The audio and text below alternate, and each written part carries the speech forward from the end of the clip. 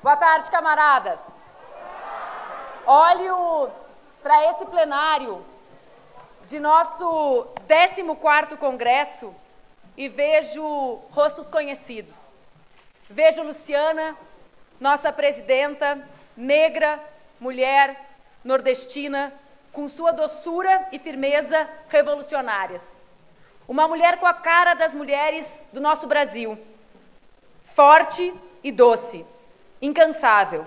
Uma Maria, uma Maria como a Vanessa, como a Alice, como a Jandira, como Jo, Marcivânia, Ângela, como a Perpétua, como a Ana Júlia.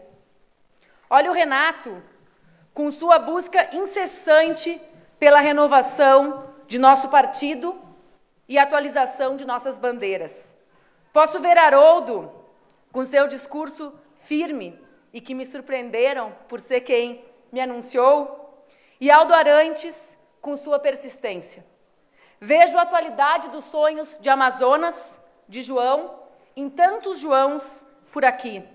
Os Joãos com a cara de Assis, de Orlando, de Davidson, de Daniel, o Adson, Inácio, Chico, Rubens, Renildo, Márcio. Vejo o Amazonas em todos os nossos mártires, do Araguaia e da Lapa, na força, coragem e combatividade de nossos jovens da UJS. Karina, Mariana, Camila. Que transformadora a força das nossas jovens mulheres.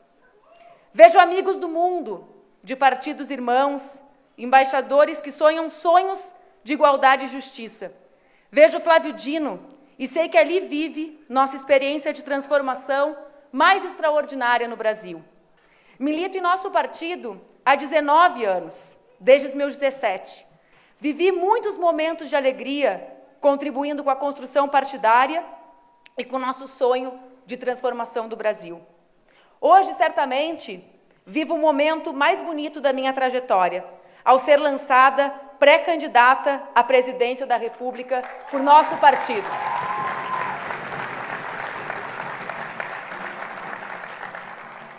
Disseram que se eu respirasse, eu não ia ficar nervosa. Aí eu disse que eu tinha que morar na Índia para aprender uma respiração que desse conta de ser pré-candidata à presidência do nosso partido.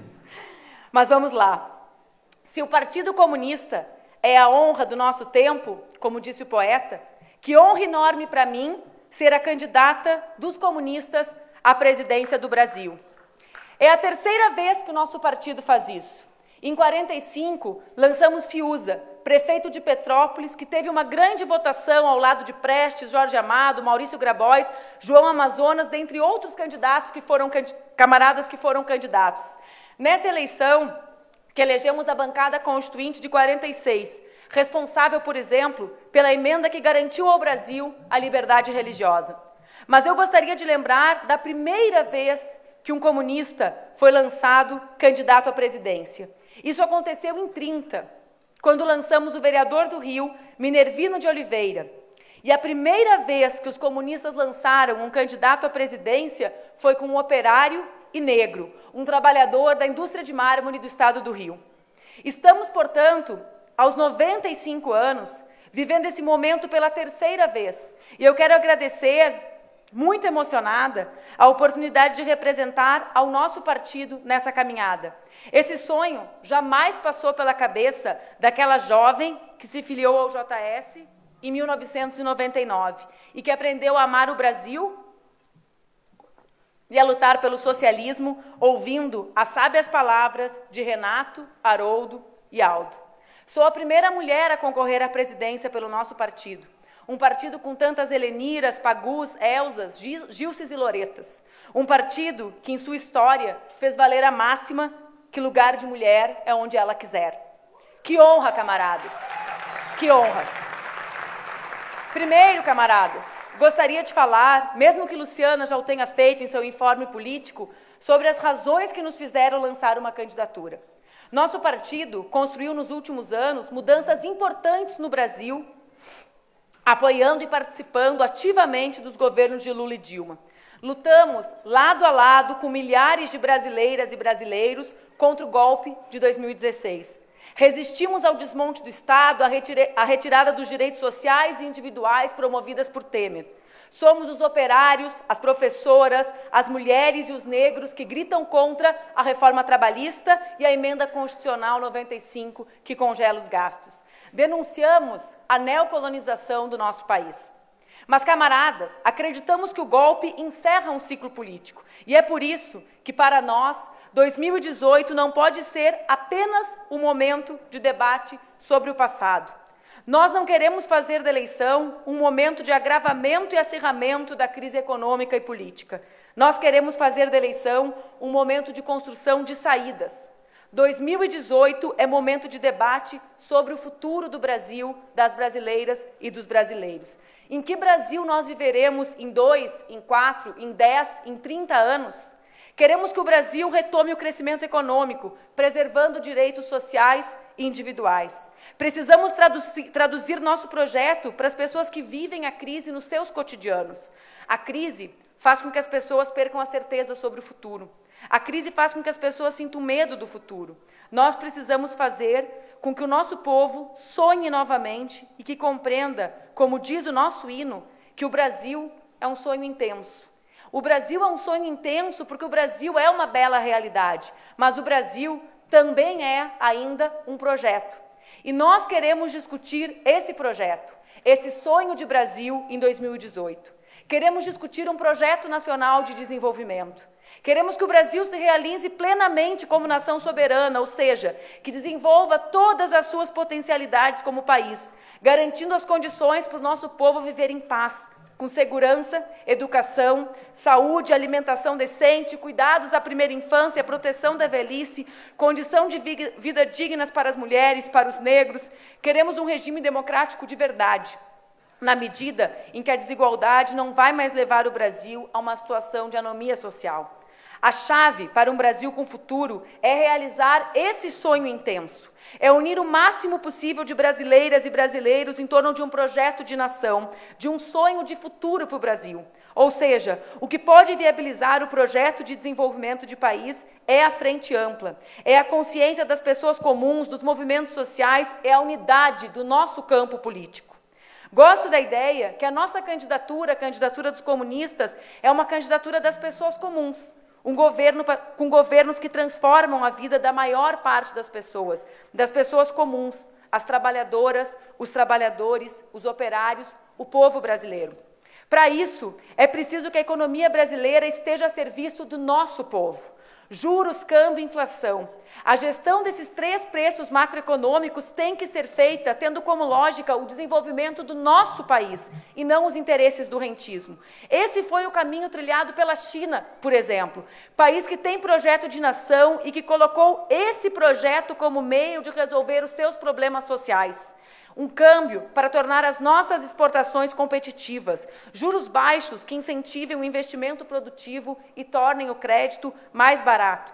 Ao lado disso, o Brasil precisa de uma nova política industrial. Uma das tragédias do último período é a desconstrução da indústria brasileira, a sua destruição, conquistada com tanto esforço. Hoje, quando olho para o nosso plenário, o plenário do nosso 14º Congresso, vejo vários produtos em cada um de vocês, que poderiam ser fabricados no nosso país, mas são feitos por indústrias estrangeiras. Quando eu falo de indústrias, não estou falando das indústrias, apenas das indústrias mais simples. Essas, algumas, nós até mantivemos. Falo das indústrias de ponta, aquelas que mais são capazes de agregar valor. Isso faz, a nossa desindustrialização faz com que os empregos de qualidade, aqueles que podem remunerar melhor o nosso povo, fiquem lá fora e não aqui.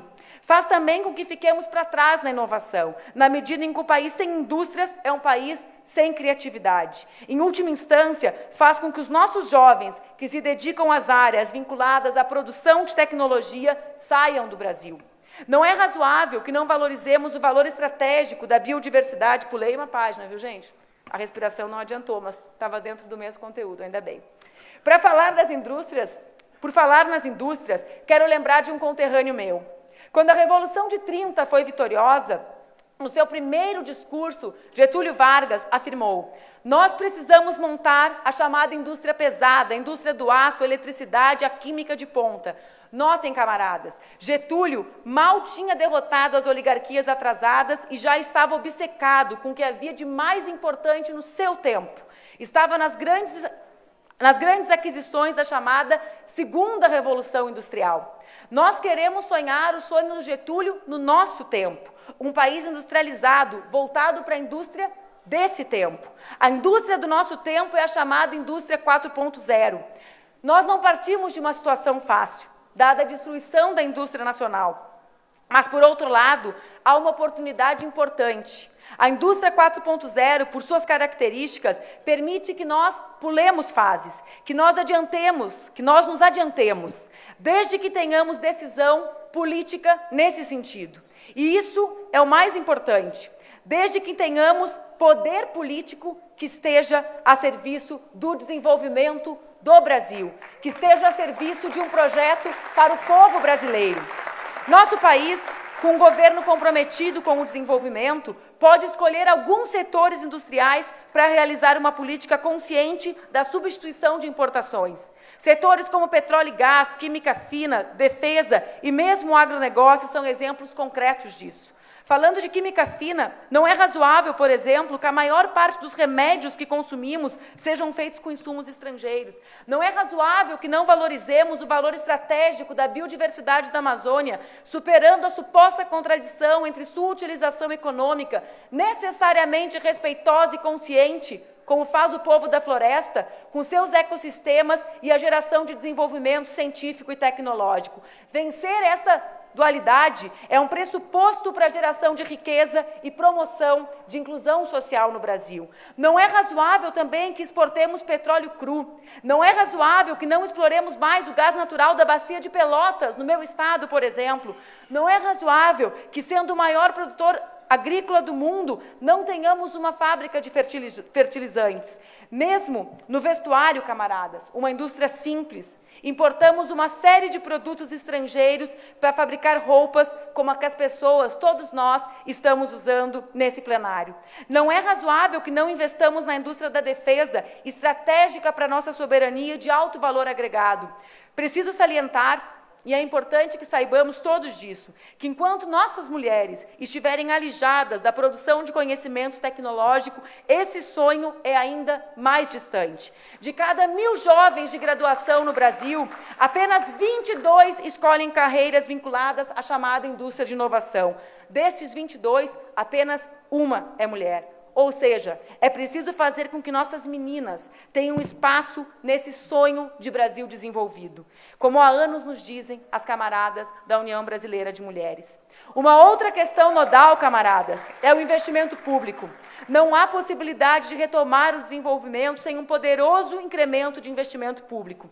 Se for preciso, devemos cortar gastos em outras áreas para garantir essa massa de investimentos. Devemos pensar em um grande plano de obras públicas, grandes obras feitas com capital público e privado. E nisso, penso que devemos ter concentração em 2 setores, infraestrutura e moradia. Infraestrutura, porque esse é um dos mais graves entraves ao desenvolvimento brasileiro. E moradia, porque essa é uma demanda enorme do povo trabalhador do Brasil. Um grande plano de obras públicas voltado para grandes obras de infraestrutura e uma verdadeira revolução na política de moradias populares. Diante da crise, torna-se ainda mais relevante o debate que a CONAN apresenta sobre moradia, regularização fundiária e equipamentos públicos. Falei do público, mas também temos que pensar no investimento privado. Não podemos nos conformar com a ideia de que essa não é uma tradição brasileira e como se isso fosse uma coisa que está escrita nas estrelas e não pode mudar. A realidade sempre pode mudar. É isso que nos move.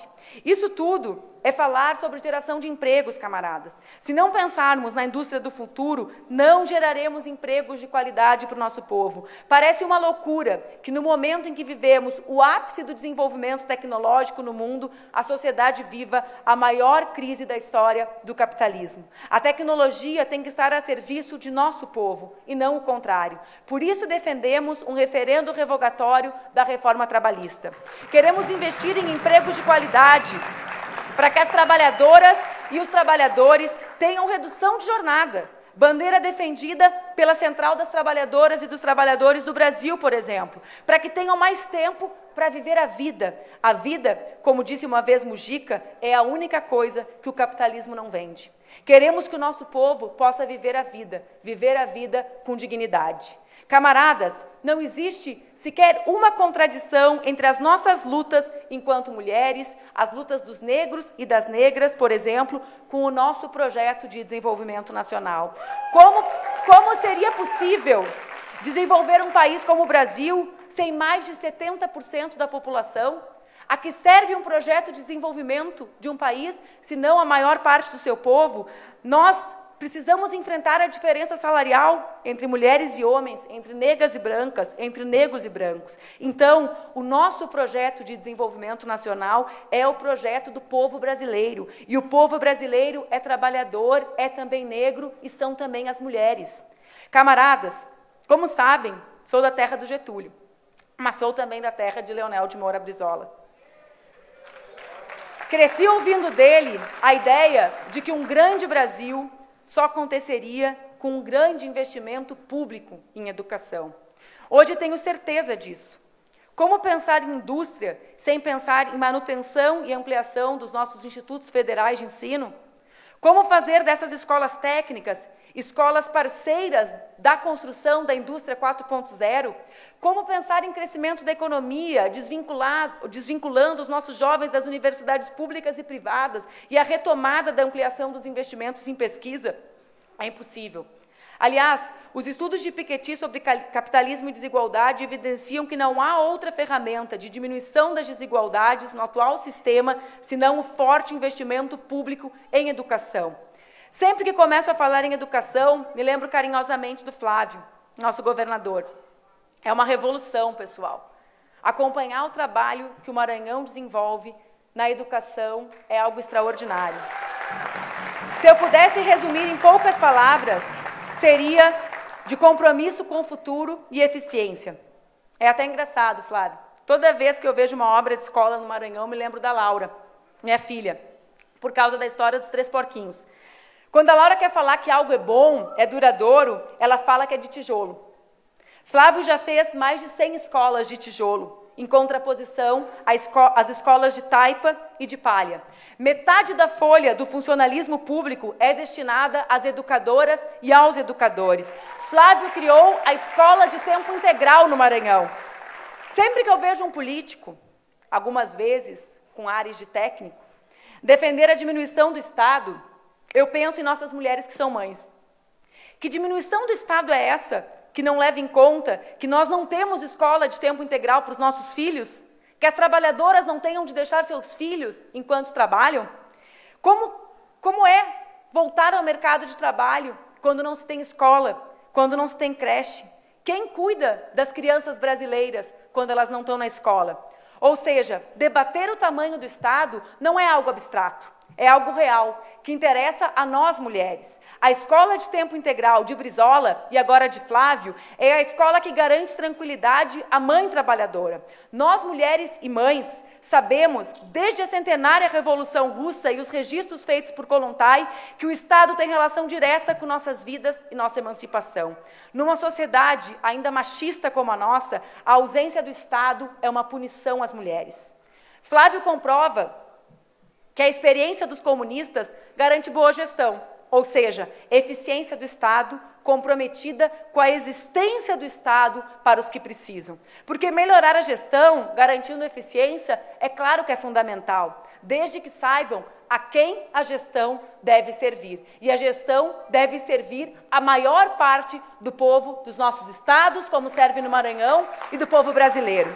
Flávio nos mostra que se pode servir a maioria do povo. E é bom que as oligarquias sabem que nós venceremos novamente no Maranhão, com a força do Flávio e do povo maranhense. E é por isso que começam a usar cada vez armas mais sujas. Essa é a marca da oligarquia que Flávio já derrotou. Essa é a marca da oligarquia que o povo maranhense derrotará, com certeza, novamente. Camaradas, Um partido como o nosso não trabalha com a ideia de retomada do crescimento econômico como algo central por acaso. Lutamos para que as pessoas vivam com dignidade, para que tenham mais oportunidades. E é por isso que nossa candidatura deve responder às principais angústias do povo brasileiro. O que pode angustiar mais alguém do que não ter acesso à saúde para si ou para o seu filho? A diferença entre a vida e a morte no Brasil não pode ser o dinheiro. Os princípios do SUS, a universalidade, a integralidade, a gratuidade, a regionalização, a valorização das trabalhadoras e trabalhadores da saúde são inegociáveis. Além disso, é possível pensar também em como o segmento da saúde possa ser ainda mais estruturante para a retomada da indústria nacional. Fármacos e equipamentos, por exemplo. O Brasil pode diminuir em muito o déficit da balança comercial se investir na indústria da saúde. É possível dialogar com o nosso povo sem debater o tema da segurança pública e das múltiplas violências que sofremos. Candidaturas, camaradas, se forjam apenas organizando e agudizando o medo que as pessoas sentem em função da violência nos grandes centros urbanos brasileiros. Nós não podemos deixar de falar sobre isso. Nós achamos que é papel do Estado enfrentar esse tema e não dos indivíduos. Até porque, camaradas, foi-se o tempo em que nós podíamos afirmar que apenas a desigualdade social gera violência urbana. Hoje, a violência faz parte do sistema de produção e perpetuação da miséria. Afinal, quem passa pelo sistema carcerário no Brasil é marcado para ser para sempre pobre. Queremos andar com os nossos filhos nas ruas, queremos parar de enterrar os nossos jovens.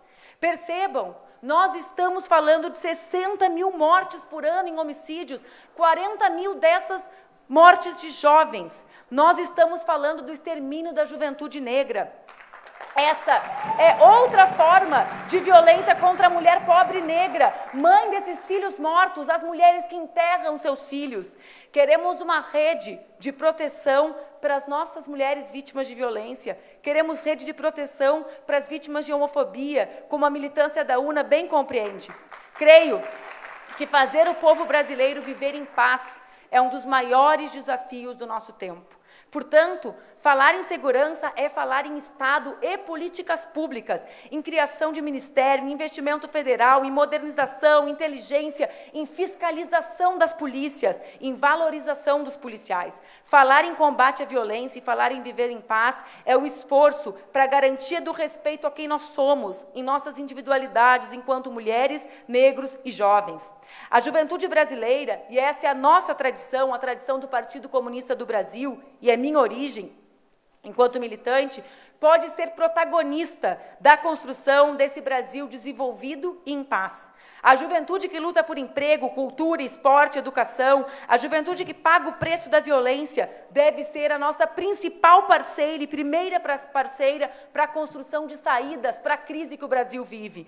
Os jargões da internet, os discursos de ódio, a propagação do medo não salvam as vidas dos brasileiros e não resolvem os nossos problemas e medos reais. Como disse Flávio Dino, quando a apatia toma conta dos nossos corações, há quem tente reacender a chama por meio da intolerância. Nós não nos deixamos levar por esses profetas de ódio. Nós acreditamos no Brasil e nas saídas que o povo brasileiro pode construir.